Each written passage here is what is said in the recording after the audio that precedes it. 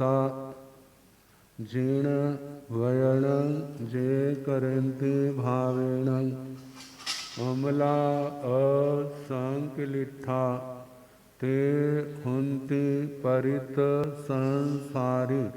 बोलिए भगवान महावीर पावन चरित गुरुदेव जी। बंधु मन वच काय भव सागर को तरण में करो हमारी सहाय। जिन शासन जिन वाणी सदा जयवंत हो, श्रवण संग सदा अविचल मंगल हो। मुक्ति को प्राप्त श्रमण भगवान महावीर स्वामी, उनकी परम पावन कल्याणी भागवती वाणी वाचक प्रमुख श्री इंदर भूति गौतम आदि गणधर भगवन युग प्रधानाचार्य परम पूज्य श्री सुधर्मा स्वामी जी महाराज, उनकी परम पावन पाठ परंपरा वर्तमान आचार्य ध्यान योगी परम पूज्य श्री शिव मुनि जी महाराज एवं गुरुजन सबकी पावन चरण सरोजों में मेरा अनंत अनंत बार वंदना नमस्कार। उपस्थित धर्म प्रेमी सज्जनों, माताओं तथा बहनों, नव तत्व और उसमें संवर तत्व और उसमें भी 57 भेदों में 10 प्रकार का श्रवण धर्म। तो 7वां संयम, संयम का परिणाम अनंत मधुर होता है, जल्दी दिखाई नहीं देता।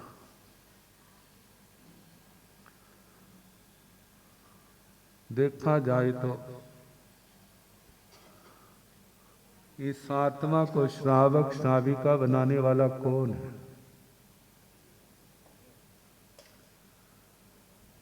व्यवहार में भगवान गुरुजन कहे जाते हैं। निश्चय में यदि हमारे जीवन में संयम ना आए, श्रावक वृत्ति ना आए तो बन जाएंगे। जीवन में साधु जीवन आया तो किसके कारण से? इस संयम को अपनाया। ये संयम अपने आप को पाप से रोकना, इसका परिणाम अंतिम तो है मोक्ष, और वर्तमान में सुख शांति। जिसने संयम रखा उसका परिणाम अच्छा, वो कभी दुनिया में धोखा नहीं खाता। संयमी को संयमी अच्छे लगते हैं, संयमी को संयमी अच्छे लगते हैं। जब कहीं अकेला होगा संयमी उसकी रक्षा के लिए आ जाएंगे, लेकिन पहले ये भी तो देखेंगे संयमी है या नहीं। देखेंगे ना, केवल वैसे तो नहीं वेश पहना हुआ, परीक्षा भी तो लेंगे वो। एक प्रसंग पड़ा था, जैनेतर संतों की टोली थी और आकाश में उड़ती थी। एक भगत बन गया, लेकिन वो गुरु अच्छे तो लगते लेकिन हाथ नहीं आते। एक पर्वत के शिखर पर पहुंच गया जहां वो बैठे थे। कहते मेरे को अपना चेला बनाओ, नहीं तो मैं जहां से छलांग लगा के मर जाऊंगा। मर जा, क्या कर, मर जा, हमारी क्या फर्क पड़ता। और उसने छलांग लगा दी। जैसे नीचे पड़ा है तो चिथड़ा चिथड़ा हो गया। अब गुरुजी सोचते जो हमारे काम का है, जिसके अंदर इतना समर्पण है ना, जो हमारे काम का है, चेलों का जाओ उठा के लाओ उसको, ले आए उठा करके। और उन्होंने जो अपना करना था किया और उठ के बैठ गए, सिर पर हाथ रख दिया। कहते अब तो हमारे योग है, पहले योग नहीं था, इसलिए हम तेरे को अपनाते नहीं। तो संयमी देखेगा ना कि इसके अंदर संयम के प्रति समर्पण कितना है। जब समर्पण देखेंगे तो क्या होंगे, आ जाएंगे। आजकल तो लोग सोचे नवकार मंत्र पढ़े और देवता क्या आ जाए, हाथ जोड़ के आगे खड़े हो जैसे उसके नौकर हो। घर वाले तो हाथ जोड़ते नहीं है, और देवता क्या करेंगे, हाथ जोड़ के ऐसे खड़े होंगे। वो उनको क्या जरूरत पड़ी है, क्या उनको मुसीबत पड़ी होगी तुम्हारे आगे हाथ जोड़े। हमारे गुरु जी एक प्रसंग सुनाया करते थे। कहते एक संत को ना ध्यान लगाने की बड़ी लटक लगी, और जब देखो ध्यान लगा रहा है, गुरु जी कहते शास्त्र भी पढ़ लिया कर, क्योंकि रास्ता कौन दिखाएगा, रास्ता दिखाने वाला आगम है, प्रभु की वाणी। तुम्हें कैसे चलना है, ध्यान तुम्हें केवल एक शिला पर बैठ के नहीं करना, ध्यान तो आपका कदम कदम पर होना चाहिए, हर क्रिया करते होना चाहिए। क्या ध्यान, प्रभु का ध्यान करो, ऐसा नहीं है जे ध्यान करो मेरे से किसी जीव का घात ना हो, मैं किसी पाप का सेवन ना करूं, जे ध्यान होना चाहिए। यदि भगवान का ध्यान नहीं करते तो कोई फर्क नहीं पड़ता, लेकिन यदि जे ध्यान नहीं करते, छह काया के जीवों को अपनी आत्मा के समान नहीं समझते, उस पाप से नहीं बचते हैं, तो आपके ध्यान का कोई प्रयोजन वो तारने वाला नहीं। क्या होना चाहिए, हर समय जीव दया की भावना, 18 पापों से बचना, इसका ध्यान होना चाहिए। और इसके लिए सुबह शाम के प्रतिक्रमण का विधान किया।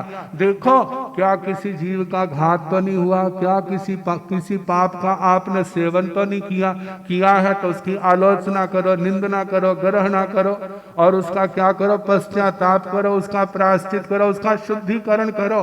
ऐसे जब आत्मा का शुद्धिकरण होगा तो वह भगवान के स्थान के योग्य बनेगा। चल पड़ा। कई बार ऐसा होता है ना, गुरुओं की बातें एकदम अच्छी नहीं लगती, बड़ों की बातें अच्छी नहीं लगती, तो फिर उनको ठोकर बताती किस तो अभी काट के ऊपर पहुंच गया। वो देखा पत्थर की शिला, जहां बैठ के, भगवान भी तो पत्थर की शिला के ऊपर बैठ के ध्यान करते, मैं भी ध्यान करूंगा। और उसने अपना आसन जमाया और बैठ गया, और थोड़ी देर बाद तो भी आ गया। वो उसकी शिला थी जिस पर कपड़े धोया करता था। कहते आज तो कोई बाबा बैठा हुआ है। अब मैं कैसे कहूं, 10 मिनट 15 मिनट आधा घंटा इंतजार किया। कहते बाबे का तो ध्यान ही नहीं खत्म हो रहा। मैंने कपड़े धोने हैं, नहीं तो होंगे तो लोग मेरे को डांटेंगे। कहते बाबे ने ध्यान ही तो करना है, मैं इसको उठा के दूसरी जगह क्या करता हूं, दूसरी जगह रख देता हूं। और उसने क्या क्या भुजाएं फैलाई और बाबे का ध्यान खुल गया। उसको क्या लगा, ये तो मेरे को पीटने लगा। और उस बाबे ने उसका गला जहां से पकड़ लिया, अब गुत्थम गुत्था हो गए दोनों। अब तो भी तो क्या था, उसकी हड्डियां मजबूत थी। रोज उसने क्या करनी, कसरत होती है उसकी, हड्डियां मजबूत और बाबे की हड्डियां कमजोर थी। अब बाबे को एकदम जमीन पर पटका उसने। तो बाबा कहने लगा, अखा खुलिया, भाई तू मेरे को क्यों मार रहा है, मैंने तेरा क्या बिगाड़ा। कहते बाबा जी मैं आपको मारने वाला कौन, मैंने तो जहां कपड़े धोने थे और मैंने सोचा कि बाबे का तो ध्यान ही करना, दूसरी जगह रख देता हूं। मैं तो आपको उठाने लगा था और आप मेरे को मारने लग पड़े। फिर मैं भी घट कौन सा था। एक साधु होकर साधु नहीं तो गृहस्थी साधु कहां से बन जाएगा। कहते अच्छा मैंने गलत समझा, भाई मेरे को माफ करना। क्या करना? और वो तो भी उसके चरणों में पड़ गया, सारा काम ठीक हो गया। इतनी देर में पास में कोई वृक्ष था, वहां से कोई उतरा और उसने संत को मत्था टेका। जब मत्था टेका ना, कहते भाई तू कौन है? कहते मैं देवता हूं। कहते देवता कहाँ रहता है? कहते यहीं रहता हूं। कहते जब तो अभी मेरे को पीट रहा था तेने मेरे को छुड़ाया क्यों नहीं?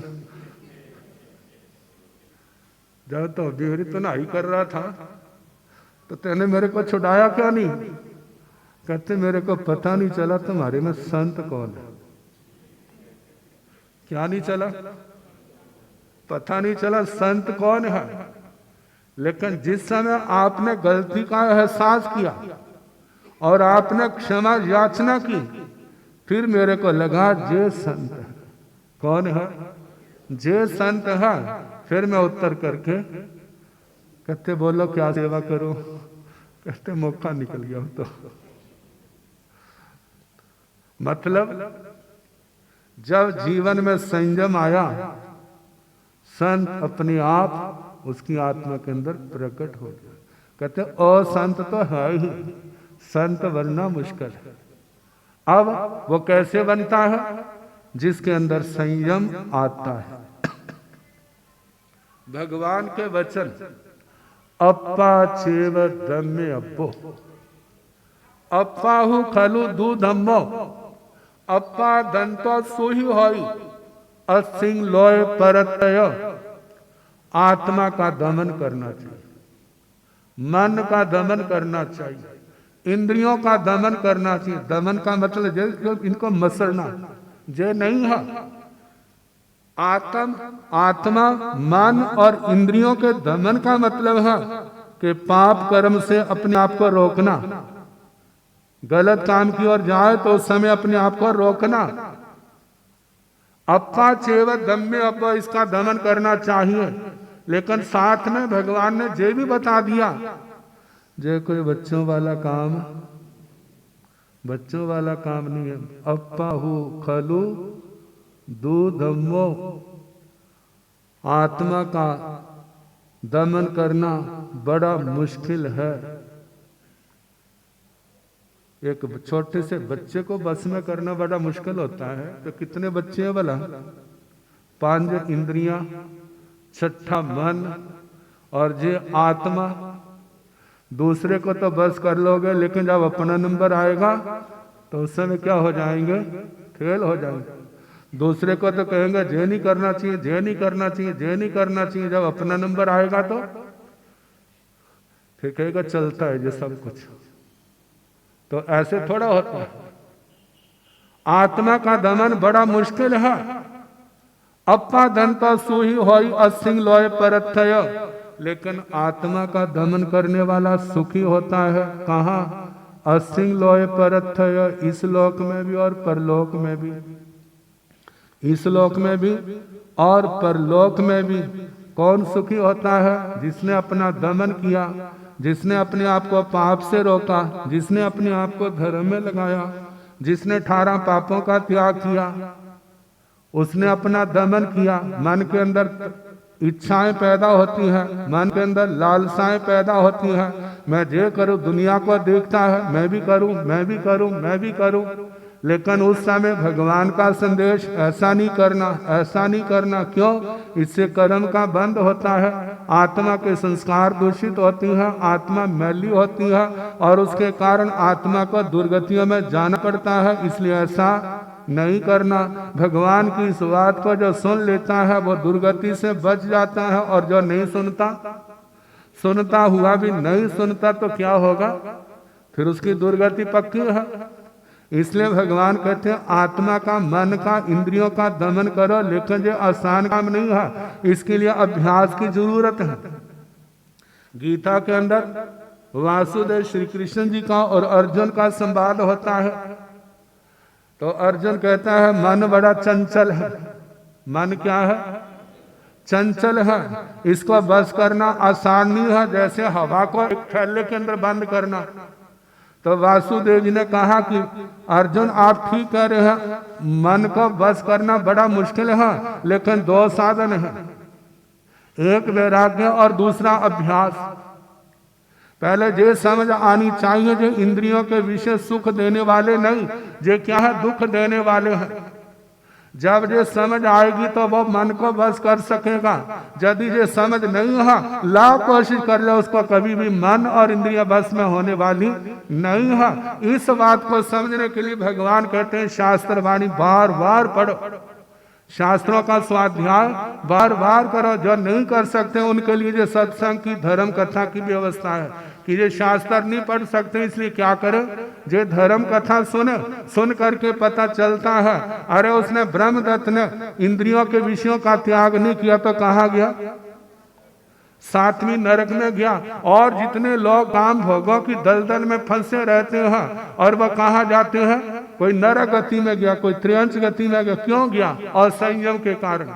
और जिन्होंने संयम पाला, भरत चक्रवर्ती संयम में आ गए, सगर चक्रवर्ती संयम में आ गए, संत कुमार चक्रवर्ती संयम में आ गए, मघवा संयम में आ गए, भगवान शांति नाजी, भगवान कुंथु नाजी, भगवान और नाजी, 12 चक्रवर्तियों ने 10 ने संयम लिया और वह नरक से बच गए।